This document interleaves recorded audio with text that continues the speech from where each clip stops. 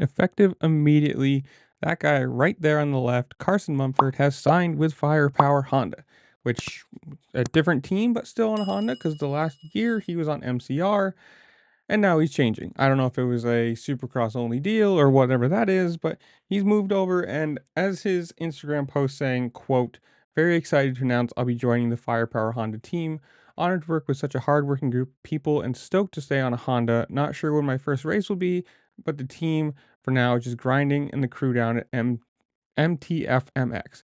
So obviously he'll be training with all the Firepower guys down at the Millsaps training facility in Georgia. And who knows? We might see him in a week, might see him in a month, might see him who knows where, because this kind of plays into the where he falls in SMX, because after his 11th place finish in 250 West, he's 22nd overall in the 250 class. These are all coming from Verbmoto for their news release or whatever you want to call it.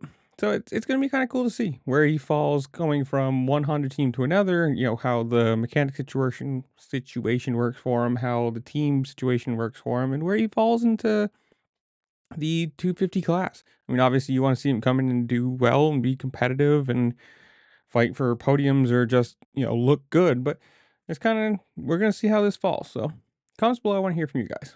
Where do you think he goes? How well do you think he does? Is he a top 10 guy, top 5 guy, whatever it is? Who do you think wins the 250 class, the 450 class? Whatever you want to say. Comment down below. While you're down there, make sure to like, share, subscribe, comment, do all the fun things this platform allows you to do because it really does help me out and I appreciate it. And with that, I will see y'all later. Peace.